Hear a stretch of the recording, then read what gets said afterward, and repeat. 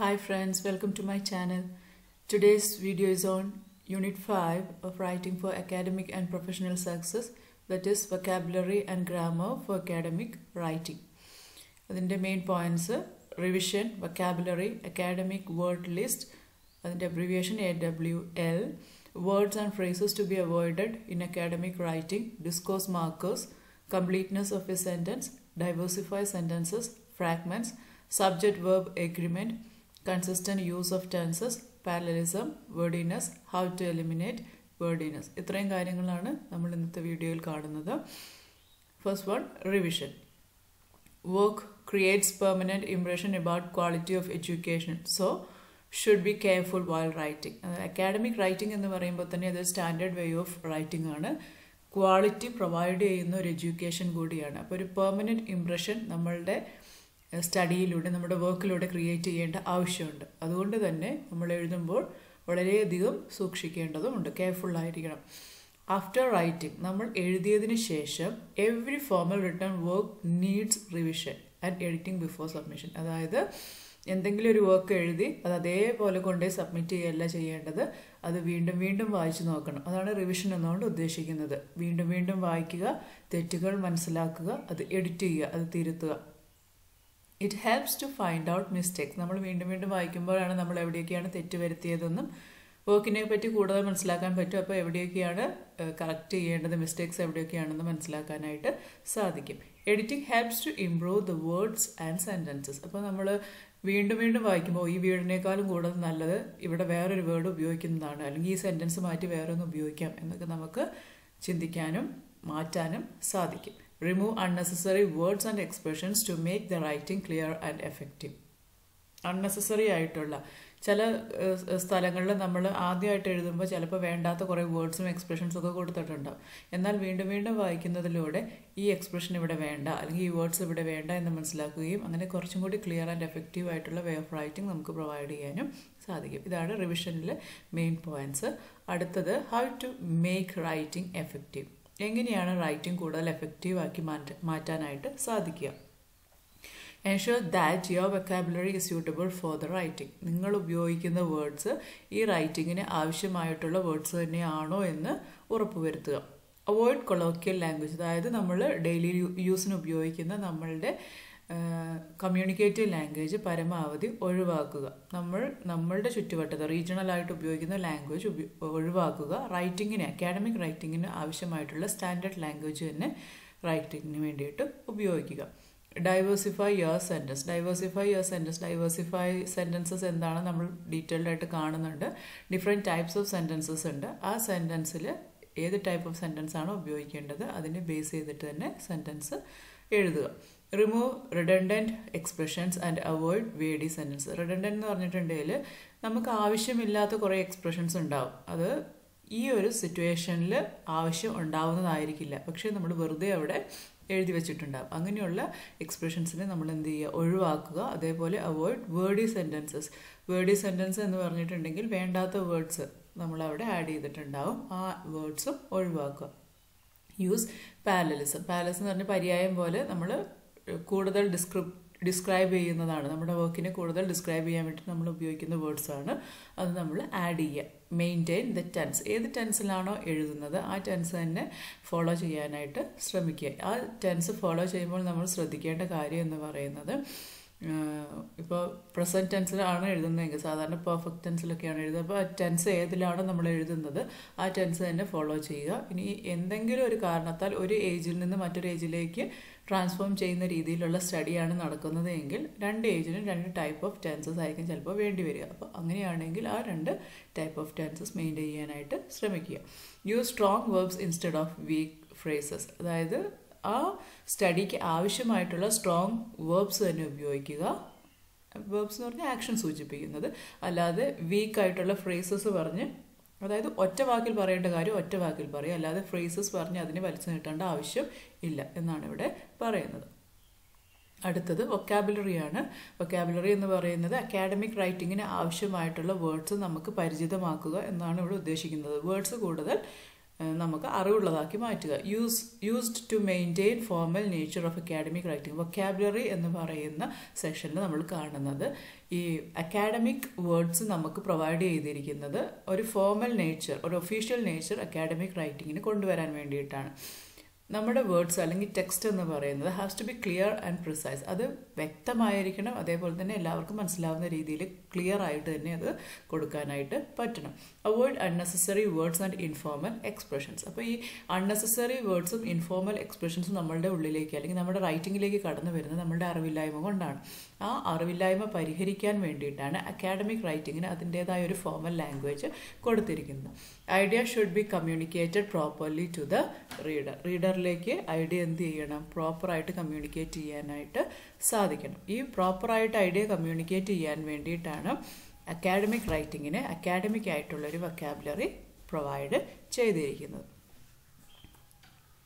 ഇനി suggestions to improve quality of vocabulary ആണ്. എങ്ങനെയാണ് നമുക്ക് ക്വാളിറ്റി, വൊക്കാബുലറിയുടെ അല്ലെങ്കിൽ സ്റ്റഡിയുടെ ക്വാളിറ്റി നമുക്ക് എങ്ങനെ ഇംപ്രൂവ് ചെയ്യാനായിട്ട് സാധിക്കുമെന്നാണ്. Writer should familiarise words listed in academic words list. Academic words list എന്ന് പറയുന്ന ഒരു ഗ്രൂപ്പ് ഓഫ് വേർഡ്സിൻ്റെ ഒരു ലിസ്റ്റ് തന്നെ ഒരു ഇതുണ്ട്. അപ്പോൾ അത് നോക്കിയിട്ട് നമ്മൾ പഠിക്കുക, നമുക്ക് കുറച്ചും കൂടി ഫെമിലറൈസ് ആക്കി വെക്കുക, സുപരിചിതമാക്കി വെക്കുക. ഏതൊക്കെ വേർഡ്സാണ് ഇത്തരത്തിലുള്ള സ്റ്റഡി നടത്തുമ്പോൾ നമുക്ക് ഉപയോഗിക്കാനായിട്ട് പറ്റുക എന്ന് മനസ്സിലാക്കി വെക്കുന്നത് നല്ലതാണ്. ഇപ്പോൾ ഈ അക്കാഡമിക് വേർഡ്സ് ലിസ്റ്റ് എന്ന് പറയുന്നത് വൺ വേർഡൊക്കെ ആയിട്ട് ചോദിക്കാറുണ്ട് എക്സാമിന്. AWL അതിൻ്റെ എന്താ പറയുക ഇലാബറേറ്റഡ് ഫോം എന്താണ് എന്ന രീതിയിൽ ചോദിക്കാറുണ്ട്. അപ്പം അക്കാഡമിക് വേർഡ്സ് ലിസ്റ്റ് എന്നാണ് അതിൻ്റെ ഡീറ്റെയിൽഡ് ആയിട്ടുള്ള പേര് എന്ന് പറയുന്നത്. അബ്രീവിയേറ്റഡ് ആയിട്ടുള്ള AWL എന്ന് പറയുന്നത് അക്കാഡമിക് വേർഡ്സ് ലിസ്റ്റ് എന്നാണ്. അതിലാണ് നമുക്ക് സ്റ്റഡി നടത്താൻ വേണ്ടിയിട്ടുള്ള വൊക്കാബുലറിയുടെ ലിസ്റ്റാണ് ഈ അക്കാഡമിക് വേർഡ്സ് ലിസ്റ്റ് എന്നുകൊണ്ട് ഉദ്ദേശിക്കുന്നത്.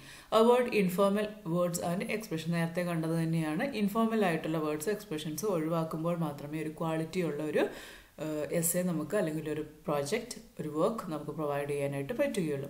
Use discourse markers to link your ideas and to signal transition. Discourse markers എന്താണെന്ന് നമ്മൾ ഡീറ്റെയിൽഡ് ആയിട്ട് വരുന്ന സെക്ഷനിൽ കാണുന്നുണ്ട്. ഡിസ്കോഴ്സ് മാർക്കേഴ്സ് എന്നതുകൊണ്ട് ഉദ്ദേശിക്കുന്നത് ഒന്നിൽ നിന്ന് മറ്റൊന്നിലേക്ക് കണക്ട് ചെയ്യാൻ വേണ്ടിയിട്ട് ഉപയോഗിക്കുന്ന വേർഡ്സാണ്. ഒരു സെൻറ്റൻസിൽ നിന്ന് മറ്റൊരു സെൻറ്റൻസിലേക്ക് പോകുമ്പോൾ കണക്ട് ചെയ്യാൻ ഉപയോഗിക്കുന്നതാണ്. അപ്പോൾ അത് എന്താണോ നമ്മൾ അവിടെ ലിങ്ക് ചെയ്യാനായിട്ട് ഉപയോഗിക്കേണ്ടത് ആ വേർഡ്സ് തന്നെ ഉപയോഗിക്കുക. അതേപോലെ ട്രാൻസിഷൻ സൂചിപ്പിക്കാൻ വേണ്ടി നമ്മൾ കഴിഞ്ഞ വീഡിയോയിൽ കണ്ടിരുന്നു. ഫസ്റ്റ്, സെക്കൻഡ്, തേർഡ് അങ്ങനെ ആ രീതിയിലുള്ള ട്രാൻസിഷൻ സൂചിപ്പിക്കാൻ വേണ്ടിയിട്ടുള്ള വേർഡ്സ് കൃത്യമായിട്ട് ഉപയോഗിക്കുക. Make your writings less wordy. ഒരുപാട് പറയാതെ കുറച്ച് വേർഡ്സിലൂടെ ഒരുപാട് കാര്യങ്ങൾ പറയാനായിട്ട് ശ്രമിക്കുക. അതാണ് ഇവിടെ ക്വാളിറ്റി ഓഫ് വൊക്കാബുലറി ഇംപ്രൂവ് ചെയ്യാൻ വേണ്ടി ചെയ്യേണ്ടത്. അടുത്തത് അക്കാഡമിക് വേർഡ്സ് ലിസ്റ്റ് എന്താണ് എന്നാണ്. The high frequency words in academic works in English language എന്നാണ് ഇതിൻ്റെ ഡെഫിനേഷൻ. അതായത് നമ്മുടെ സ്റ്റാൻഡേർഡായിട്ട് നല്ല രീതിയിൽ ഒരു റൈറ്റിംഗ് എഴുതാൻ വേണ്ടിയിട്ട് ഒരു ഹൈ ഫ്രീക്വൻസി ഉള്ള വേർഡ്സ്, അതായത് ഏറ്റവും പെട്ടെന്ന് എഴുതി തീർക്കാനും എന്നാൽ ഏറ്റവും പെട്ടെന്ന് ആൾക്കാരെ ആകർഷിക്കാനും നല്ല രീതിയിൽ എഴുതാനും സാധിക്കുന്ന അക്കാഡമിക് ആയിട്ടുള്ള വർക്ക്സിന് വേണ്ടി നമ്മൾ ഇംഗ്ലീഷ് ലാംഗ്വേജിൽ ഉപയോഗിക്കുന്ന കുറേ വേർഡ്സുകളുടെ ഒരു ലിസ്റ്റാണ് അക്കാഡമിക് വേർഡ്സ് ലിസ്റ്റ് എന്നുകൊണ്ട് ഉദ്ദേശിക്കുന്നത്. അതിൽ നമുക്ക് കാണാൻ സാധിക്കുന്നത് അതിന് മെയിൻ ലിസ്റ്റും സബ് ലിസ്റ്റും ഉണ്ട്. മെയിൻ ലിസ്റ്റിൽ കുറേ വേർഡ്സ് ഉണ്ട്, സബ് ലിസ്റ്റിലും കുറേ വേർഡ്സ് ഉണ്ട്. It includes words using in different academic disciplines. അപ്പോൾ ഇവിടെ ഉദ്ദേശിക്കുന്ന ഡിഫറെൻറ്റ് അക്കാഡമിക് സബ്ജക്ട്സിനെ ബേസ് ചെയ്തിട്ടുള്ള, വിഷയങ്ങളെ ബേസ് ചെയ്തിട്ടുള്ള ഡിഫറെൻറ്റ് ടൈപ്സ് ഓഫ് വേർഡ്സും ഈ അക്കാഡമിക് വേർഡ്സ് ലിസ്റ്റിലുണ്ട്. ഡിക്ഷണറി പോലെ പല ടൈപ്സ് ഓഫ് വേർഡ്സ് ഉണ്ട്. പല ടൈപ്സ് ഓഫ് വേർഡ്സ് പല ടൈപ്സ് ഓഫ് സബ്ജക്ട്സിന് റിലേറ്റഡ് ആയിട്ടുള്ള വേർഡ്സ് ഉണ്ട്. Familiarise these words to make writing more effective. അപ്പോൾ നമ്മളുടെ സബ്ജക്റ്റ് ഏതാണോ അതുമായിട്ട് റിലേറ്റ് ചെയ്തിട്ടുള്ള വേർഡ്സ് നമ്മൾ ഫെമിലറൈസ് ചെയ്ത് വെക്കുകയാണ് എങ്കിൽ നമ്മുടെ റൈറ്റിംഗ് കൂടുതൽ എഫക്റ്റീവാക്കി മാറ്റാനായിട്ട് സാധിക്കും. അടുത്തത് words and phrases to be avoided. നമ്മൾ കുറേ കാര്യങ്ങൾ സ്വീകരിക്കുന്നതോടൊപ്പം തന്നെ കുറേ കാര്യങ്ങൾ ചെയ്യാതിരിക്കുകയും വേണം. എവരിഡേ ലാംഗ്വേജ് ഉപയോഗിക്കുക. നമ്മൾ സംസാര ഭാഷ അല്ലെങ്കിൽ നമ്മൾ സാധാരണ ഉപയോഗിക്കുന്ന ഭാഷയിൽ ഒരിക്കലും റൈറ്റിംഗ്സ് എഴുതാനായിട്ട് പാടില്ല.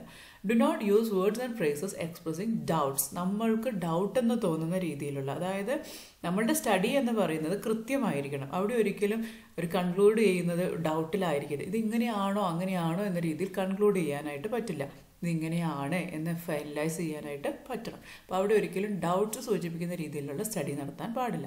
And such expressions are called qualifiers. അതായത് ഡൗട്ട്സ് സൂചിപ്പിക്കുന്ന ടൈപ്പ് ഓഫ് ഫ്രേസസ് എക്സ്പ്രഷൻസ് ഉപയോഗിക്കുന്നതിനെയാണ് ക്വാളിഫയേഴ്സ് എന്നുകൊണ്ട് ഉദ്ദേശിക്കുന്നത്. ഇനി അതിന് കുറച്ച് എക്സാമ്പിൾസ് അവിടെ കൊടുത്തിട്ടുണ്ട്. സജസ്റ്റ്, മേ ബി എന്ന് പറയുന്നത് ചിലപ്പോൾ സംഭവിക്കാം, സംഭവിക്കാതിരിക്കുക എന്നുള്ളൊരിതാണ്. യൂഷ്വലി എന്ന് പറഞ്ഞാൽ അങ്ങനെയാണ് സാധാരണ സംഭവിക്കുന്നത്. പ്രോബബിളി, പോസിബിളി ഇതൊക്കെ പറയുന്നത് എന്താണ്? ഇങ്ങനെയൊക്കെയാണ് സംഭവിക്കാൻ സാധ്യതയാണ്. എന്തായാലും കൃത്യമായിട്ട് ഇങ്ങനെയാണ് എന്നൊരർത്ഥം ഈ വേർഡ്സിനൊന്നും വരുന്നില്ല. അതുകൊണ്ട് ഇങ്ങനെയുള്ള വേർഡ്സ് പരമാവധി നമ്മൾ ഒഴിവാക്കേണ്ടതുണ്ട്. ഇനിയും ഡിസ്കോഴ്സ് മാർക്കേഴ്സ് ആണ്. എന്താണ് ഡിസ്കോഴ്സ് മാർക്കേഴ്സ് എന്ന് നോക്കാം.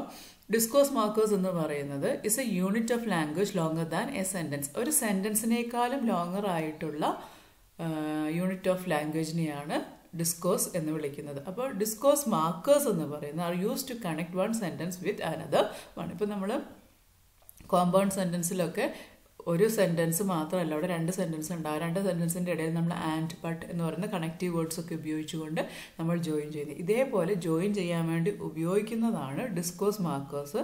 കാരണം സെൻറ്റൻസിനേക്കാൾ കൂടുതൽ വലിപ്പമുള്ളതാണ് ഡിസ്കോഴ്സ് എന്ന് പറയുന്നത്. അപ്പോൾ ആ ഡിസ്കോഴ്സിനെ യോജിപ്പിക്കാൻ വേണ്ടിയിട്ട് നമ്മൾ അതിൻ്റെ ഇടയിൽ ഉപയോഗിക്കുന്ന വേർഡ്സിനെയാണ് ഡിസ്കോഴ്സ് മാർക്കേഴ്സ് എന്ന് പറയുന്നത്. അപ്പോൾ ഇവിടെ എക്സാമ്പിളായിട്ട് വരുന്നത് എനിവേ.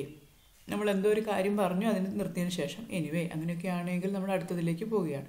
അതേപോലെ തന്നെ ടു ബിഗിൻ വിത്ത് എന്നൊക്കെ പറഞ്ഞ് നമ്മൾ ഇടയ്ക്ക് ചേർത്തിട്ട് നമ്മൾ അതിൻ്റെ ബാക്കിയായിട്ട് അടുത്ത സെൻറ്റൻസ് പോകുമ്പോൾ അതൊരു ഡിസ്കോഴ്സ് മാർക്കറായിട്ട് വരും. അപ്പോൾ സെൻറ്റൻസിന് കൂടുതൽ ഒരു സെൻറ്റൻസിനേക്കാൾ, ഒരു സാധാ സിമ്പിൾ സെൻറ്റൻസിനേക്കാൾ വലിപ്പം ഈ ഡിസ്കോഴ്സിന് വരികയും ചെയ്യും. We use them to connect or manage our writing. നമ്മുടെ റൈറ്റിംഗ് മാനേജ് ചെയ്യാൻ വേണ്ടിയിട്ടാണ് സാധാരണ ഡിസ്കോഴ്സ് മാർക്കേഴ്സ് ഉപയോഗിക്കുക. ഈ ഡിസ്കോഴ്സ് മാർക്കേഴ്സിന് പറയുന്ന മറ്റു പേര് എന്ന് പറയുന്നത് സെൻറ്റൻസ് കണക്റ്റേഴ്സ്, ലിങ്കിങ് വേർഡ്സ് എന്നൊക്കെയാണ് പറയുന്നത്.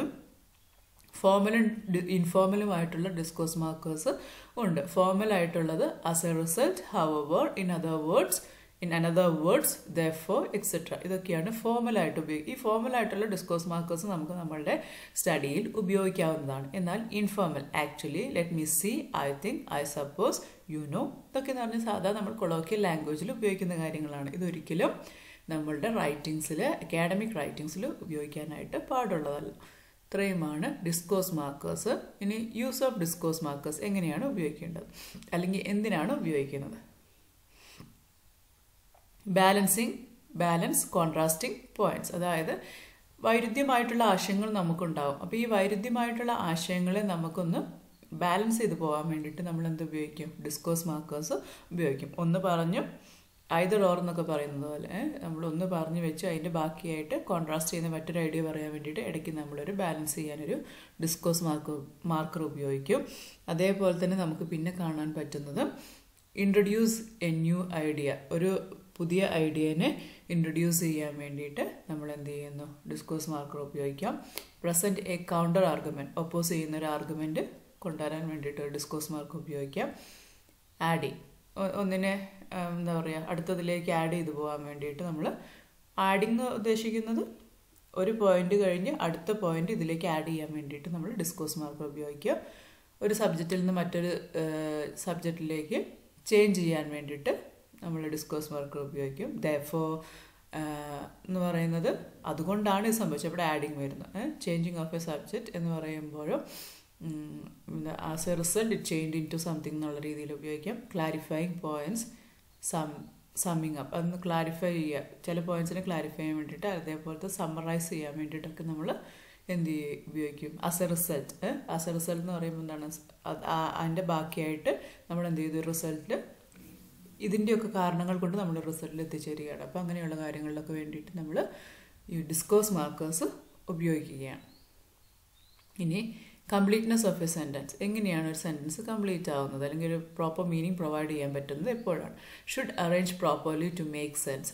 സെൻറ്റൻസ് എപ്പോഴും പ്രോപ്പറായിട്ട് അറേഞ്ച് ചെയ്യണം, എങ്കിൽ മാത്രമേ അവിടെ ഒരു കംപ്ലീറ്റ് സെൻസ് പ്രൊവൈഡ് ചെയ്യാനായിട്ട്, കംപ്ലീറ്റ് മീനിങ് പ്രൊവൈഡ് ചെയ്യാൻ സാധിക്കുകയുള്ളൂ. Starts with capital letters. നമ്മളിപ്പോൾ പ്രൊജക്റ്റൊക്കെ നോക്കുമ്പോൾ എപ്പോഴും കാണുന്ന പ്രശ്നങ്ങൾ എന്ന് പറയുന്നത് ക്യാപിറ്റൽ ലെറ്റേഴ്സ് ഉണ്ടാവില്ല, സെൻറ്റൻസ് തുടങ്ങുമ്പോൾ ക്യാപിറ്റൽ ലെറ്റേഴ്സ് ഉണ്ടാവില്ല, പേരെഴുതുമ്പോൾ ക്യാപിറ്റൽ ലെറ്ററിൽ എഴുതൂല, സ്ഥലത്തിൻ്റെ പേര് എഴുതുമ്പോൾ ക്യാപിറ്റൽ ലെറ്ററിൽ എഴുതൂല. അപ്പോൾ നമ്മൾ ക്യാപിറ്റൽ ലെറ്റേഴ്സ് എവിടെയൊക്കെയാണോ വേണ്ടത് അവിടെയൊക്കെ ക്യാപിറ്റൽ ലെറ്റേഴ്സ് പ്രൊവൈഡ് ചെയ്യാനായിട്ട് ശ്രമിക്കുക. അതേപോലെ തന്നെ ഫുൾ സ്റ്റോപ്പിൽ എൻഡ് ചെയ്യേണ്ടടുത്ത് ഫുൾ സ്റ്റോപ്പിൽ എൻഡ് ചെയ്യണം. എക്സ്ക്ലമേഷൻ, ക്വസ്റ്റ്യൻ മാർക്ക് ഇങ്ങനെയൊക്കെ ഉപയോഗിക്കേണ്ടടുത്ത് അതൊക്കെ ഉപയോഗിക്കാനായിട്ട് ശ്രമിക്കുക. Ends with full stop, exclamation, question mark. അപ്പോൾ അതിവിടെ ഉദ്ദേശിക്കുന്നത് ഇതാണ്, സെൻറ്റൻസിന് തുടങ്ങുന്നത് എപ്പോഴും ക്യാപിറ്റൽ ലെറ്റേഴ്സിലായിരിക്കും, അതേപോലെ എൻഡ് ചെയ്യുന്നത് ഒന്നില്ലെങ്കിൽ ഫുൾ സ്റ്റോപ്പിലായിരിക്കും അല്ലെങ്കിൽ എക്സ്ക്ലമേഷനിലായിരിക്കും. എക്സ്ക്ലമേഷൻ എന്ന് പറഞ്ഞാൽ ആശ്ചര്യചിഹ്നത്തിലായിരിക്കും, അല്ലെങ്കിൽ ചോദ്യത്തിൻ്റെ എന്താ പറയുക മാർക്ക്, ക്വസ്റ്റ്യൻ മാർക്ക് അവിടെ കൊടുക്കേണ്ട ആവശ്യമുണ്ട്. അപ്പോൾ ഇത്രയും കാര്യങ്ങളുണ്ടെങ്കിൽ മാത്രമേ അതൊരു എന്താ പറയുക ഒരു എസ്സേയുടെ പ്രോപ്പർ സ്ട്രക്ചറിൽ വരികയുള്ളൂ, ഒരു സെൻറ്റൻസിൻ്റെ പ്രോപ്പർ സ്ട്രക്ചറിൽ വരികയുള്ളൂ. A sentence contains a subject and A verb. നമ്മൾ സെൻറ്റൻസ് പഠിക്കുമ്പോൾ കാണുന്നുണ്ട് കംപ്ലീറ്റ് സെൻറ്റൻസ് എന്ന് പറയുന്നത് ഒരു സബ്ജക്റ്റ്, വേർബ്, ഒബ്ജക്റ്റ് ഉണ്ടെങ്കിൽ മാത്രമേ അത് കംപ്ലീറ്റ് സെൻറ്റൻസ് ആവുകയുള്ളൂ. അപ്പോൾ അങ്ങനെ വരുമ്പോൾ ഒരു സബ്ജക്റ്റും വേർബും എന്തായാലും എന്തിനാവശ്യമാണ്, ഒരു സെൻറ്റൻസിന് ആവശ്യമാണ്. ഇപ്പോൾ ഐ ലവ് യു എന്നാണെങ്കിൽ ഐ ലവ് എന്ന് പറയുന്നതാണ് സബ്ജക്റ്റ് എന്ന് പറയുന്നത് ഐയും, ലവ് എന്ന് പറയുന്നത് അവിടെ വേർബ് ആക്ഷനെ സൂചിപ്പിക്കുന്നത് കൊണ്ട് അത് വേർബുമാണ്. A clause contains a subject and a predicate. Clause ആണ് എങ്കിൽ സബ്ജക്റ്റും പ്രെഡിക്കേറ്റും ആണ് ഉണ്ടാവുക. സബ്ജക്റ്റ് പ്രെഡിക്കേറ്റും എന്ന് ഉദ്ദേശിക്കുന്നത് I am writing a letter എന്ന് പറയുകയാണെങ്കിൽ ഐ എന്ന് പറയുന്നത് അവിടുത്തെ subject, I am writing a letter എന്ന് പറയുന്നത് അവിടുത്തെ പ്രെഡിക്കേറ്റുമാണ്. അപ്പോൾ അവിടെ വേർബും അതിനോട് ചേർന്ന് വരുന്ന ബാക്കി ഭാഗങ്ങളുമാണ് പ്രെഡിക്കേറ്റിൽ സാധാരണ വരുന്നത്. ഇൻഡിപെൻഡൻറ്റ് ക്ലോസ് ആണെങ്കിൽ എപ്പോഴും കംപ്ലീറ്റ് സെൻറ്റൻസ് ആയിരിക്കും. ആ ഒരു സെൻറ്റൻസിൽ തന്നെ എല്ലാം അടങ്ങിയിട്ടുണ്ടാകും. സബ്ജക്റ്റും പ്രെഡിക്കേറ്റും ഉണ്ടാകും, അല്ലെങ്കിൽ സബ്ജക്റ്റും വേർബും ഒബ്ജക്റ്റും ഉണ്ടെങ്കിൽ അതിനെ ഇൻഡിപെൻഡൻറ്റ് സെൻറ്റൻസ് അല്ലെങ്കിൽ കംപ്ലീറ്റ് സെൻറ്റൻസ് എന്ന് വിളിക്കാം. ഡിപ്പെൻഡൻ്റ് ആണ് എങ്കിൽ ഒരിക്കലും അതിന് കംപ്ലീറ്റ് സെൻറ്റൻസ് എന്ന് വിളിക്കാൻ പറ്റില്ല, കാരണം അതിന് ഒറ്റയ്ക്ക് നിലനിൽക്കാൻ സാധിക്കില്ല. എപ്പോഴും അത് ഇൻഡിപെൻഡൻ്റ് ആയിട്ടുള്ള സെൻറ്റൻസിനെ സബോർഡിനേറ്റ് ചെയ്തായിരിക്കും ഡിപ്പെൻഡൻ്റ് ആയിട്ടുള്ള, അതായത് പേരിൽ തന്നെയുണ്ട് ഡിപ്പെൻഡ് ചെയ്യുന്നതാണ്, മറ്റൊരു സെൻറ്റൻസിന് ഡിപ്പെൻഡ് ചെയ്ത് നിൽക്കുന്നതാണ്. അതുകൊണ്ടാണ് അതിനെ ഡിപ്പെൻഡൻറ്റ് സെൻറ്റൻസ് എന്ന് വിളിക്കുന്നത്. അതേപോലെ സബോർഡിനേറ്റ് ആയിരിക്കും, മെയിൻ ക്ലോസിന് അല്ലെങ്കിൽ മെയിൻ സെൻറ്റൻസിന് സബോർഡിനേറ്റ് ചെയ്തായിരിക്കും എന്ത് നിൽക്കുക, ഡിപ്പെൻഡൻറ്റ് സെൻറ്റൻസ് ഉണ്ടാവുക അല്ലെങ്കിൽ ഡിപ്പെൻഡൻറ്റ് ക്ലോസ് ഉണ്ടാവുക. ഇത്രയുമാണ് കംപ്ലീറ്റ്നെസ് ഓഫ് എ സെൻറ്റൻസിൽ കാണുന്നത്. ഒരു റൈറ്റിങ്ങിൽ നമ്മൾ എഴുതുമ്പോൾ എപ്പോഴും കംപ്ലീറ്റ് സെൻറ്റൻസിൽ തന്നെ എഴുതാനായിട്ട് ശ്രമിക്കണം. അടുത്തത് ഡൈവേഴ്സിഫൈ സെൻറ്റൻസസ് ആണ്. എങ്ങനെയാണ് സെൻറ്റൻസിൽ ഡിഫറെൻറ്റ് ടൈപ്സ് ഓഫ് സെൻറ്റൻസസ് എങ്ങനെയാണ് വരുന്നത് എന്നാണ് ഇവിടെ പറയുന്നത്. ഒന്ന് simple sentence, compound sentence, complex sentence, compound complex sentences. ഇത്രയുമാണ് ഡിഫറെൻറ്റ് ടൈപ്സ് ഓഫ് സെൻറ്റൻസസിൽ വരുന്നത്. ആദ്യം സിമ്പിൾ സെൻറ്റൻസ് ആണ്. Simple sentence contains one independent clause. Simple സെൻറ്റൻസിൽ ഒരു ഇൻഡിപെൻഡൻറ്റ് ക്ലോസ് ആയിരിക്കും ഉണ്ടാവുക. ഇൻഡിപെൻഡൻറ്റ് ക്ലോസ് എന്താ നമ്മൾ നേരത്തെ കണ്ടു, സബ്ജക്റ്റ്, വേർബ് അടങ്ങുന്ന അല്ലെങ്കിൽ സബ്ജക്റ്റ് ആൻഡ് പ്രെഡിക്കേറ്റ് അടങ്ങുന്നതിനെയാണ് ഇൻഡിപെൻഡൻറ്റ് ക്ലോസ് എന്ന് പറയുന്നത്. കോമ്പൗണ്ട് സെൻറ്റൻസ് ആണെങ്കിൽ two independent clauses or simple sentences. കോമ്പൗണ്ടിൽ രണ്ട് സെൻറ്റൻസിനെ തമ്മിൽ നമ്മൾ ജോയിൻ ചെയ്യിക്കുന്നതാണ് കോമ്പൗണ്ട് സെൻറ്റൻസിൽ വരുന്നത്. ആൻഡ്, ബട്ട്, ബിക്കോസ് ഇങ്ങനെയുള്ള വേർഡ്സ് ഉപയോഗിച്ചുകൊണ്ട് നമ്മൾ സാധാരണ ജോയിൻ ചെയ്യിക്കും. അപ്പോൾ ആൻഡ്, ബട്ട് ആണ് മെയിനായിട്ട് വരുന്നത്. ഇതിനെ ബേസ് ചെയ്തിട്ട് നമ്മൾ ഒരു സെൻറ്റൻസിനെ മറ്റൊരു സെൻറ്റൻസുമായിട്ട് ജോയിൻ ചെയ്യിക്കുന്നത്. അപ്പോൾ ടു ഇൻഡിപെൻഡൻറ്റ് ക്ലോസസ് ആണ് കോമ്പൗണ്ട് സെൻറ്റൻസ് വരിക, അല്ലെങ്കിൽ സിമ്പിൾ സെൻറ്റൻസസ് ആണ് വരിക. പിന്നെ കോംപ്ലക്സ് സെൻറ്റൻസിൽ one independent clause and one or more dependent clause connected to it ആണ്. അപ്പോൾ ഇവിടെ ഒരു ഇൻഡിപെൻഡൻറ്റ് ക്ലോസ് ഉണ്ടാവും, അതുകൂടാതെ ഡിപ്പെൻഡ് ചെയ്യുന്ന ഈ മെയിൻ ക്ലോസിനെ അല്ലെങ്കിൽ ഇൻഡിപെൻഡൻറ്റ് ക്ലോസിനെ ഡിപ്പെൻഡ് ചെയ്യുന്ന വേറെ രണ്ട് സെൻറ്റൻസും കൂടി അല്ലെങ്കിൽ വേറെ രണ്ട് ക്ലോസസും കൂടി ഉണ്ടാവും. കോമ്പൗണ്ട് കോംപ്ലക്സ് സെൻറ്റൻസിൽ two or more independent clauses ഉണ്ടാവും, അതേപോലെ വൺ ഓർ മോർ ഡിപെൻഡൻറ്റ് ക്ലോസസും ഉണ്ടാവും. കംപ്ലീറ്റ് ആയിട്ടുള്ള സെൻസ് പ്രൊവൈഡ് ചെയ്യുന്ന രണ്ട് ഇൻഡിപെൻഡൻ്റ് ആയിട്ടുള്ള ക്ലോസ് അല്ലെങ്കിൽ സെൻറ്റൻസസ് അതിൻ്റെ കൂടെ ഡിപ്പെൻഡ് ചെയ്യുന്ന ക്ലോസ് ഒന്നോ അതിൽ കൂടുതലോ ക്ലോസസ് ഉണ്ടെങ്കിൽ അതിനെയാണ് കോമ്പൗണ്ട് കോംപ്ലക്സ് സെൻറ്റൻസ് എന്ന് പറയുന്നത്. ഇതൊക്കെ ഷോർട്ട് ആൻസർ ആയിട്ട് ചോദിക്കാൻ സാധ്യതയുള്ളതാണ്. ഇനി ഇതിൽ നമ്മൾ അവോയ്ഡ് ചെയ്യേണ്ട കാര്യങ്ങൾ എന്തൊക്കെയാണ്? Avoid using sentences of different length. അതായത് നമ്മൾ ആദ്യം ഒരു സിമ്പിൾ സെൻറ്റൻസ് ഉപയോഗിച്ചു, പിന്നെ ഒരു കോമ്പൗണ്ട് ഉപയോഗിച്ചു, പിന്നെ ഒരു കോംപ്ലക്സ് ഉപയോഗിച്ചു, പിന്നെ കോമ്പൗണ്ട് കോംപ്ലക്സ് അങ്ങനെ ഉപയോഗിക്കാൻ പാടില്ല. എപ്പോഴും ചെറിയ സെൻറ്റൻസിൽ പറയാൻ ഉദ്ദേശിക്കുന്ന കാര്യങ്ങൾ പറയുന്നതാണ് നല്ലത്, സിമ്പിൾ സെൻറ്റൻസിൽ പറയുന്നതാണ് നല്ലത്. കാരണം എന്താ വെച്ചിട്ടുണ്ടെങ്കിൽ നമുക്ക് ആൾക്കാർ മനസ്സിലാകാൻ വേണ്ടിയിട്ടാണ് നമ്മൾ കാര്യങ്ങൾ എഴുതുന്നത്, അല്ലാതെ അവരെ വളരെയധികം ഒരു സങ്കീർണ അവസ്ഥയിൽ എത്തിക്കാൻ വേണ്ടിയിട്ടല്ല. അതുകൊണ്ട് തന്നെ എഴുതുമ്പോൾ എപ്പോഴും സിമ്പിളായിട്ട് എഴുതുന്നതാണ് നല്ലത്. ഒരുപാട് കാര്യങ്ങൾ ഒന്നിച്ചു കൂട്ടി ഒരു വലിയ സെൻറ്റൻസ് ആക്കി എഴുതുമ്പോൾ നമുക്കാണെങ്കിലും മനസ്സിലാക്കാൻ ബുദ്ധിമുട്ടാണ്. അതുകൊണ്ട് തന്നെ സ്മോൾ സെൻറ്റൻസിൽ എഴുതുന്നതാണ് എപ്പോഴും നല്ലത്. അടുത്തത് ഫ്രാഗ്മെൻറ്റ്സ് ആണ്. ഫ്രാഗ്മെൻറ്റ്സ് എന്ന് പറയുന്നത് ഇൻകംപ്ലീറ്റ് സെൻറ്റൻസ്, മുറിച്ച് ഉപയോഗിക്കുന്നതാണ്. Disconnected piece of main clause ആണ്. തുടർച്ച ഒരു സെൻറ്റൻസ് കംപ്ലീറ്റ് ചെയ്യാതെ അത് പകുതി പറഞ്ഞ് അടുത്ത സെൻറ്റൻസിലേക്ക് പോയി ഒരു കണക്ഷൻ ഇല്ലാത്തൊരവസ്ഥയായിപ്പോൾ അങ്ങനെയുള്ള സെൻറ്റൻസസ് ഉപയോഗിക്കുക. Use adjoining sentence to connect. Adjoining എന്ന് പറയുന്നത് കണക്ട് ചെയ്യാൻ വേണ്ടിയിട്ട് ഉപയോഗിക്കുന്ന സെൻറ്റൻസാണ് ഇവിടെ ഉദ്ദേശിക്കുന്നത്.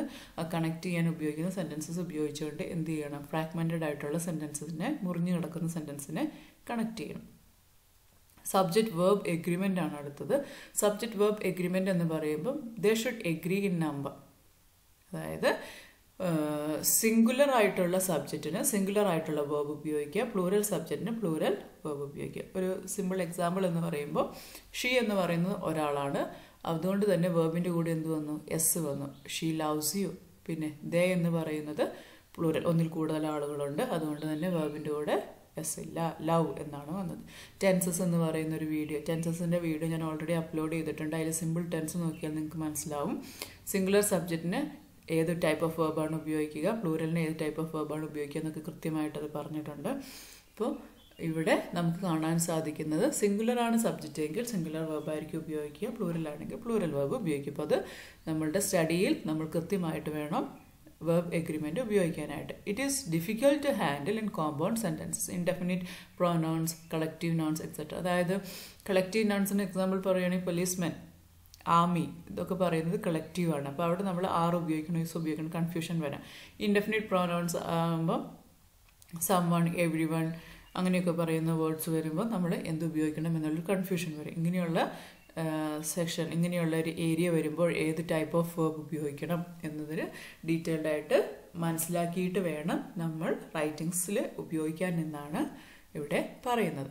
അടുത്തത് consistent use of tenses. Tense ഉപയോഗിക്കുമ്പോൾ അതിനൊരു കൺസിസ്റ്റൻസി, ഒരു സ്ഥിരത ഉണ്ടായിരിക്കണം. ആദ്യം ഒരു ടൈപ്പ് ഓഫ് ടെൻസ് ഉപയോഗിച്ച് പിന്നെ വേറൊരു ടെൻസിലേക്ക് മാറി പിന്നെയും വീണ്ടും വേറൊരു ടെൻസിലേക്ക് പോയി അങ്ങനെ ഉപയോഗിക്കാനായിട്ട് പാടില്ല. It add readability of a text. നമ്മൾ വായനക്കാരന് അത് വായിക്കാനായിട്ടുള്ള ഇൻട്രസ്റ്റ് കൂടണമെങ്കിൽ ഉപയോഗിക്കുന്ന ടൈപ്പ് ഓഫ് ടെൻസ് തന്നെ കണ്ടിന്യൂ ചെയ്യാനായിട്ട് ശ്രമിക്കുക. Inconsistent use of tense suggest your writing as poor. നമ്മൾ പല പല ടെൻസിലേക്ക് മാറുന്നത് നമുക്ക് റൈറ്റിംഗ് അറിയില്ല എന്നാണ് തെളിയിക്കുന്നത്. Shifting tense is allowed if the time frame of the subject matter changes. അതായത് പണ്ട് നടന്നൊരു കാര്യമാണ് പറയുന്നതെങ്കിൽ പാസ്റ്റ് ടെൻസ്, പാസ്റ്റ് പെർഫെക്റ്റിലായിരിക്കും നമ്മൾ സാധാരണ എഴുതുക. എന്നാൽ ഇപ്പോൾ നടക്കുന്ന കാര്യമാണ് പറയുന്നതെങ്കിൽ പ്രസൻറ്റ് പെർഫെക്റ്റിലായിരിക്കും എഴുതുക. അപ്പോൾ നമ്മൾ ഏതിലാണോ എഴുതുന്നത് അതിൽ തന്നെ കൺസിസ്റ്റൻ്റ് ആയിട്ട് നിൽക്കാനായിട്ട് ശ്രമിക്കുക. ഇനിയിപ്പം ടൈം ഷിഫ്റ്റ് ഉണ്ട് എങ്കിൽ ഇപ്പോൾ പാസ്റ്റിൽ പറയുന്ന കാര്യം പാസ്റ്റിലും പ്രസൻറ്റിൽ പറയുന്ന കാര്യം പ്രസൻറ്റിലേക്കും ചെയ്യാനായിട്ടുള്ളൊരു അനുമതി ഉണ്ട്. ഈ narrative methods past tense preferred. Narrative method, കഥ പറയുകയാണെങ്കിൽ എപ്പോഴും പാസ്റ്റ് ടെൻസിൽ പറയുന്നതാണ് സാധാരണ നമ്മൾ ഫോളോ ചെയ്യുന്നത്. Present tense preferred while writing and analysis of some writers and their works. നമ്മൾ മറ്റുള്ളവർ പറഞ്ഞ, റൈറ്റേഴ്സ് പറഞ്ഞ ആശയങ്ങൾ, അവരുടെ വർക്ക്സ് ഒക്കെയാണ് നമ്മൾ അനലൈസ് ചെയ്യുന്നതെങ്കിൽ അവിടെ എപ്പോഴും പ്രസൻറ്റ് ടെൻസ് ആണ് നമ്മൾ സാധാരണ ഉപയോഗിക്കുന്നത്.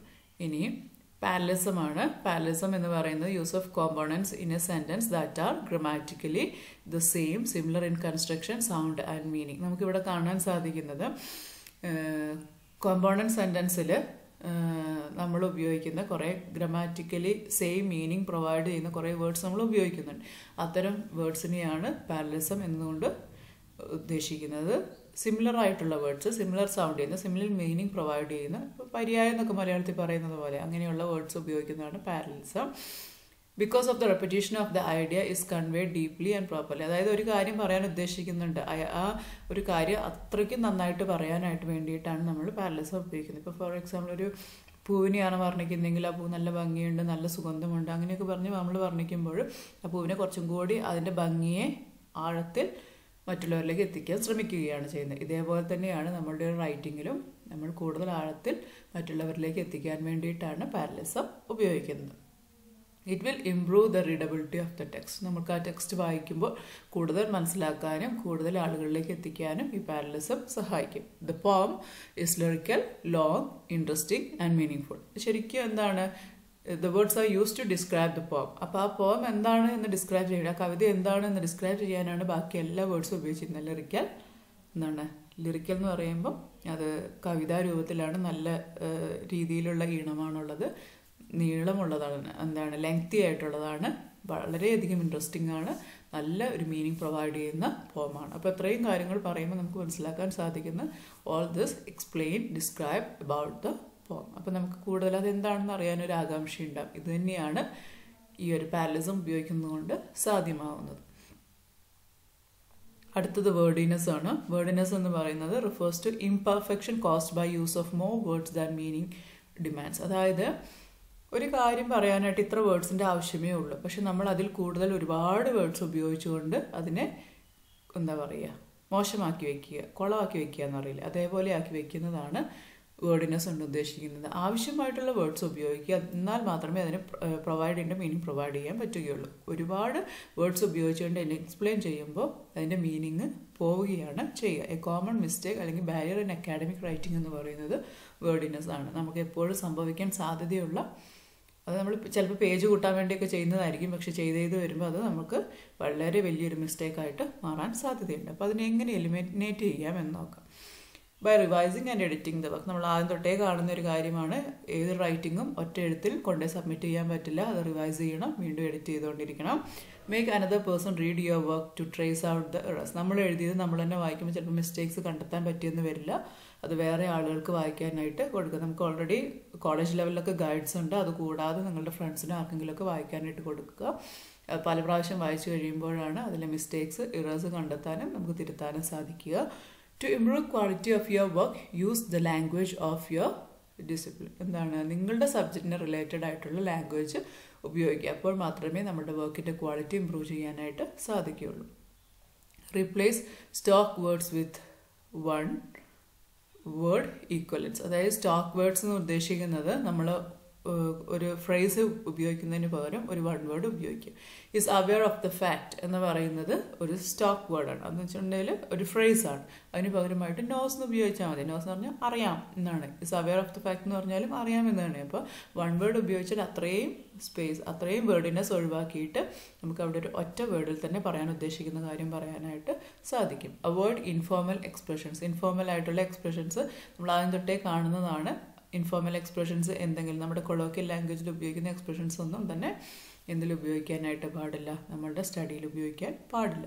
Avoid sentences openers like it, there is etcetera. നമ്മളൊരു പാരഗ്രാഫ് സ്റ്റാർട്ട് ചെയ്യുമ്പം ഇറ്റ് അല്ലെങ്കിൽ ദർ ഈസ് എന്ന് പറഞ്ഞുകൊണ്ടൊന്നും സ്റ്റാർട്ട് ചെയ്യാതിരിക്കുക. അതൊക്കെ വളരെ എന്താ പറയുക വേർഡിനെസ് ആണ്. അറ്റ് ദ സെയിം ടൈം അതൊരു മിസ്റ്റേക്കാണ്, നമ്മളുടെ സ്റ്റഡിയിൽ ഒരിക്കലും വരാൻ പാടില്ലാത്ത കാര്യമാണ്. Simplify your sentence structure. Compound complex sentence ഒന്നും ഉപയോഗിക്കാതെ നമ്മൾ എന്ത് ചെയ്യണം, ഏറ്റവും സിമ്പിളായിട്ടുള്ള സെൻറ്റൻസ് ഉപയോഗിക്കാനായിട്ട് ശ്രദ്ധിക്കുക. സിമ്പിൾ സെൻറ്റൻസ് ഉദ്ദേശിക്കുന്നത് വലിയ നീണ്ടു നിൽക്കുന്ന വലിയ സെൻറ്റൻസസ് കോമ്പൗണ്ട് സെൻറ്റൻസസ് ആയിട്ട് ഉപയോഗിക്കാതെ ചെറിയ സെൻറ്റൻസിൽ ഒതുക്കുക. അപ്പോൾ കൂടുതൽ മനസ്സിലാക്കാനായിട്ട് സാധിക്കും. ഇങ്ങനെയാണ് നമ്മൾക്ക് നമ്മുടെ അക്കാഡമിക് റൈറ്റിംഗ് കുറച്ചും കൂടി എഫക്റ്റീവാക്കി മാറ്റാനായിട്ട് സാധിക്കും. നിങ്ങൾക്ക് മനസ്സിലായി എന്ന് വിചാരിക്കുന്നു. അടുത്ത വീഡിയോയുമായിട്ട് അടുത്ത ദിവസം വരുന്നതായിരിക്കും. നിങ്ങൾക്ക് ഇത് ഇഷ്ടമായെങ്കിൽ ലൈക്ക് ചെയ്യുക, കമൻറ്റ് ചെയ്യുക, ഷെയർ ചെയ്യുക. ഇനിയും സബ്സ്ക്രൈബ് ചെയ്തിട്ടില്ലെങ്കിൽ സബ്സ്ക്രൈബ് ചെയ്യുക. Okay, thank you.